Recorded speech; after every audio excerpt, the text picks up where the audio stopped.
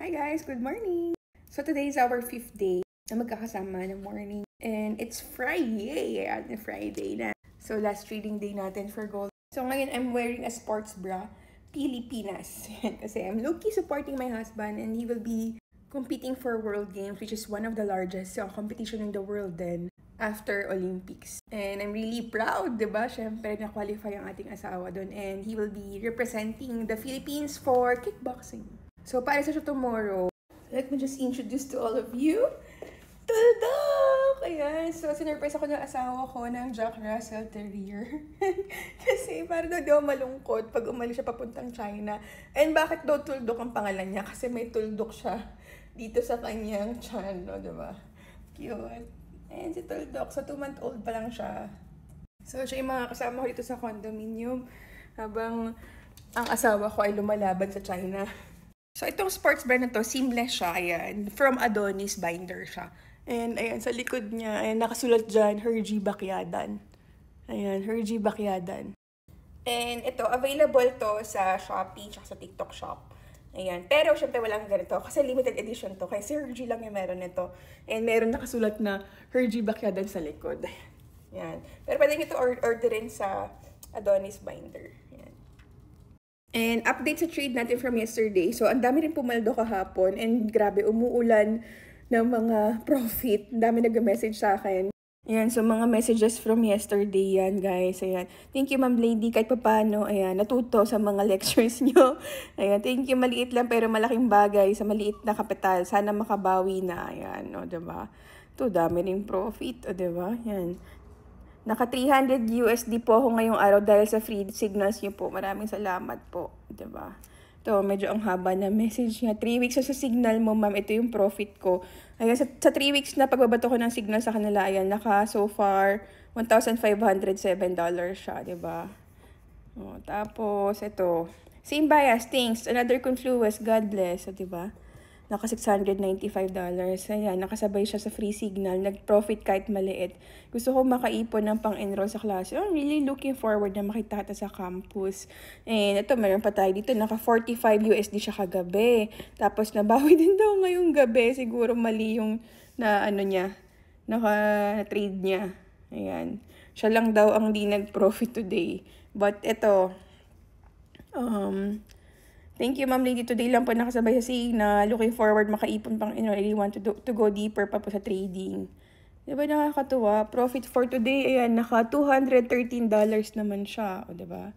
Ito naman, Miss Lady, gusto ko lang magpasalamat sa signal niyong binigay. Sobrang tututo ako, lalo po mga pag-explain nyo. So, mag-enroll na ako para mas lumawak. O, diba? So, ang dami yan, guys. Hindi ko na maisa-isa. Pero ano ba yung naging trade natin kahapon? Bakit ang dami pumaldo?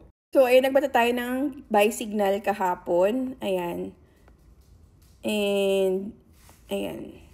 Ito siya, guys. Ng buy signal kahapon. Yung setup natin with 1:2 risk-reward ratio dun sa mga hanggang nag-last TP. So, ano yung reason bakit tayo nagpa-buy dito? Because, simple lang. Ayan, draw lang tayo ng trend line. And as you can see, itong trend line na to, 3 beses na siya na-touch. 1, 2, 3. So, this is an indication na this is a strong support. So, since we have a strong support dito sa area na to, we know for a fact na magbabounce siya dito sa area na yan. Which is, yun nga, nangyari, diba? Nag-bounce siya. Pag-bounce niya dito, nagkaroon ng candlestick na engulfing and doon na tayo nag-entry. Which is 3378, which is yung binato natin sa ating mga students. And for our exit plan, dito tayo nag-exit sa pinaka-resistance area nito. Which is dito sa 3395. For our stop loss, just below this support area and sa pinakailalim nitong ating pinaka-swing low. So yung sobrang simple lang niya, trend line lang ginamit natin and price action, naganap lang tayo ng bullish candlestick para ma-confirm na meron na siyang reversal from the recent downtrend na candlestick. So as you can see, ayan, paakit pa siya ng paakit actually because here sa ating swing setup, ayan, nakita nyo na ranging siya sa daily time frame and ngayon, inakit niya na itong ating resistance area which is ito as expected, ayan, meron na tayo almost hitting RTP for 3422. For this setup, it took us 1, 2, 3, 4, 5, 6, 7 days. So this is since last week na setup, which actually gave us more than 1,000 of pips for gold, di ba? Kaya sa mga sumabay ng swing setup na to, congratulations. Grabe, sobrang paldong-paldo. Kung talagang sobra yung patience mo lang talaga. Kasi imagine mo, for 7 days, it's like, parang almost 2 weeks din siya sa trading days eh. So, pasensya talaga to na hindi ka basta-basta mag-exit. Kahit na nakikita mo yung capital mo, is lumalaki na. Ito talaga tiwala sa setup. Kaya congratulations sa mga nakasabay sa ating sweet swing setup. And for our buyers, of course, still buy. Why? Because, ayan, nakikita na natin na malakas ang mga buyers. Ayan, malalakas talaga ang buyers. Hindi binalikan yung mga FBGs. Like ngayon, Fibonacci retracement natin, hindi nag-attempt eh. That's how strong gold is. That's why it's very essential na we really study din yung fundamental analysis. Siyempre, we have to check yung mga news. Is the US dollar going weaker and weaker? Kasi, inversely correlated siya with gold. So, if you will also study USD, then definitely it will help you sa mga confluences and confirmation mo with gold. So, mag-gym naman tayo, guys. Later na lang ulit.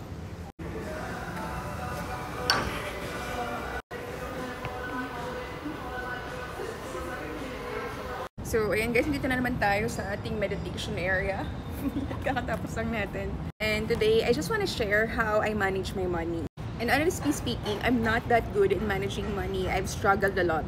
Because napaka-impulsive ko. Most especially sa mga negosyo. Ang dami kong mga naging losses. Ang dami kong mga nasunog. Dahil din siguro sobrang aggressive ko din. So, yung aking risk appetite is sobrang taas. Like, I'm very much willing to lose everything just for the sake of getting what I want. Ganun ako. But one thing that I really want to highlight here is kahit gano'ng kalaki yung kinikita ko, kahit gano'ng karami, kaya niyang mawala instantly. Kaya niyang maubos nang hindi mo namamalayan. Because at the end of the day, lahat ng meron ka, lahat ng pinaghirapan mo, everything belongs to God. Kaya niya yan ibigay sa'yo agad-agad. Kaya niya kanya bigyan ng 10,000, 20,000, 30,000, 1 million, 2 million, 5 million, 1 billion. Kaya yan ibigay sa'yo ni Lord instantly, pero kaya niya rin kunin sa'yo instantly. That's why I just wanted to highlight here na it's very important that we keep a portion of your profit shared to the Lord. Not because gusto mong ibalik sa'yo ni Lord lahat. Kasi very transactional yun eh. That's one thing na mali ko before. Parang, okay, magta-tithes ako, ibigay ako sa church because gusto ko i-bless ako ni Lord. Pero what really struck me is that, bakit gano'n, nagiging transactional ako? Okay Lord, nagbigay ako ng 10% at dapat bigyan mo ako ng 100%. Sobrang maling mentality na nagbibigay tayo in exchange of nangihingi tayo something in return. Dapat when we give to God, dapat hindi reluctant yung heart natin. So regardless of the amount, mapa 1%, 2%, 5%, 10%, 20%, 100% yung ibigay mo kay Lord, dapat wholeheartedly galing sa puso mo yan. Kasi hindi naman siya nakatingin dun sa amount, nakatingin siya dun sa puso mo. Kasi actually, we can use our money to glorify the Lord.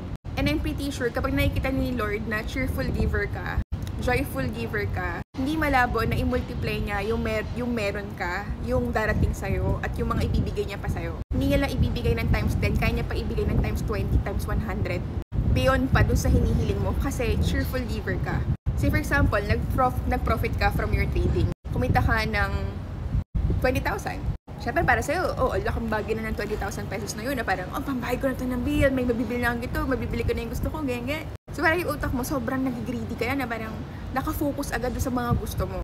Ito yung na-practice ko since bata ako. Kahit yung baon ko na 20 pesos, meron ako laging tithes sa 2 pesos. And lagi nakatabi na siya. Pag nito-tithes tayo, dapat hindi kung ano yung sobra lang na bariya doon sa bulsa nyo. Kasi guys, sa lahat ng binigay sa inyo ni Lord, sa lahat ng mga biyaya niya sa inyo, tingin nyo deserve niya yung barya lang sa bulsa nyo or yung mahugot niya lang dyan sa bag nyo. Hindi yun deserve ni Lord.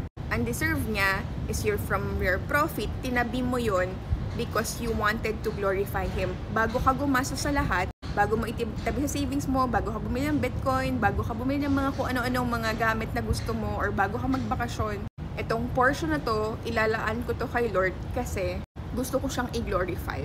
Hindi yung sobra lang doon sa bulsa mo yung ibibigay mo sa Kanya.